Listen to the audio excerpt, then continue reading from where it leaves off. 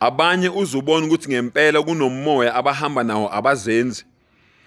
Waqala ewumlingisi kumabona kude, wasuka lapho wayoba isangoma, wabona ukuthi uyahluleka ebungomeni, manje usesindisiwe.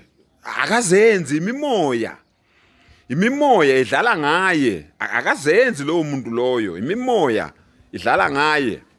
So baningi awuzalwanga uyinyanga, awuzalwanga uyisangoma, awuzalwanga usindisiwe. Kunemimoya ehlukahlukene ekungenile ngeindlela ezahlukene. Lalela, uSathane unezingane ezu-70,000. Yonke ingane kaSathane njengoba zu-70,000 inamadimoni awu-70,000 asebenza ngaphansi kwayo.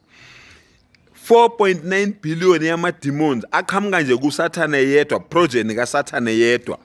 Bese kuba yilelo wazalwa nalo wena elihamba nawe ke, elingeyona ingane kaSathane, elingeyona inzalo kaSathane, lihlale linayo ngaso sonke isikhathi. Yilo leli lihlale likuhlebela ukuthi izinto eziphuma endleleni awuzenzi, liyakuhlebela lelo demon bese ungenwa yilo moya ukuthi ulilalele bese wena uyakwenza. Abantu abathwele abazenzi, kunemimoya ebangenayo, abakhonza amadlozi abazenzi, kunemimoya ebangenayo ukuthi bakhonza amadlozi, babacabanga ukuthi abantu bakuba bangasekho, abazenzi, kunemimoya ebasebenzisayo. Inyanga ziyakutshela inyanga ukuthi kunemimoya thina esisebenza ngayo, ziyakutshela inyanga zikufihleli. Uyabona? Nginomlayezo ke engubhekise kubelaphi bendabuko. Belaphi bendabuko, mina ngizwa ubhlungu manje ngoba manje lokwelapha kwenu sekuyaphenduka manje, sekuba akusese ukwelapha, sekukubulala manje. One, sekukhona abathi bona babhula ngefone, babhula bona ngeselfone. Ufaka nje imali eaccountini bese uyamfonela bese ayakubhulela, uthi umbuzo wami kuphi indumba eselfone, noma sekukhona indumba mhlambe ezisema cellphoneini, ngoba mina ngazi ukuthi kunesigodlo la kunendumba khona. Mina ngikhule kunjalo, angisayihambi inyanga kodwa ngikhule kunjalo, ngibona kwenziwa. Namhlanje usubhula ngeselfone, kuthi wafaka imali eaccountini bese uyangifonela ngizokubhulela ngeselfone. Lokho kuyasilimaza isithunzi sabelaphi bendabuko. Bese ke kuba umuntu ozoza kuwe ezofuna usizo melaphi wendabuko. Wena usuyafika okunokuthi unikeze lo muntu lolu usizo aze ngalo, wena usuyamthwalisa ungamtshelanga. Lokho kuyasilimaza isithunzi sabelaphi bendabuko.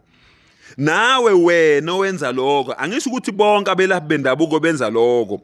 Awuzenzi, kunomoya okungenile wena ukuthi uthwalise lo muntu lo ungamtshelanga. Nawe wena osuthi manje wena usubhula ngeselfone, awuzenzi, kunomoya wena okungenile othi khohlisa abantu ukuthi wena uzokhona ukubhula ngeselfone. Ngaya amagama wena uthi indumba nezigodla ayisasebenzi, isigodlo sekuyiselfone nendumba sekuyiselfone. Yeyibona, abazenzi labo balaphi bendabuko labo abenza lokho. 2, ngicela ukubuza ukuthi bonke labantu labo abathi bona bayelapha ngempela, abasikhohlisayo abathi bona bayelapha ngempela, babengayelaphi ngani iCovid? Babengayigqoki bona ifonyo ngeCovid? Babengasanitize bona ngeCovid? Yingani sebeqala ukusebenza manje iCovid ingasekho? Bahluleka ukusebenza ngesikhathi seCovid. Babengaqwarantinwanga yini bona? Babengavalelekanga yini bona emakhaya? Babengahleli ezindlini zabo yini bona? Yimi ngiyayibuzela nje ngoba kwambatha ukuthi kanti yini le abayelaphayo, noma ziyehluka izifo mhlambe abazelaphayo. Ngiyacela futhi umuntu mangabe eze kuwe ezocela usizo, msize ngendlela eze ngayo, yiba umelaphi ungabi umbulala. Okugcina, uma ngabe uthwalise umuntu, mtshele phela umuntu ukuthi lento le izohamba ikujikele ekugcineni ifune u1 no2 no3. Umuntu angafiki lapha nesexake, ngoba siyabona lapha ku Black Lives sebe complain ukuthi hayi mina senginenkinga kanje. Babe ngitshela ukuthi mina ngizohlaba nje inkukhu ezintathu ngelanga, kodwa manje lento sifuna ukungena ngasemuva. Lento manje silala nomkami, silala nezingane zami. Into engangatshelwanga yona lapha umelaphi lo engangithwele kuye. Ngiyayicelela nje bafowethu, ngiyayicelela ngempela ngokweqiniso ukuthi le mimoya le esibangenile laba basazibiza ngabelaphi bendabuko, basilimaza isithunzi sabelaphi bendabuko. Nabo abelaphi bendabuko abazazi ukuthi bona basenze okuyiqiniso kwangempela abakulwise lokho ngoba kulimaza bona, kulimaza isithunzi sabo. Sesizosaba phela ukuya enyangeni.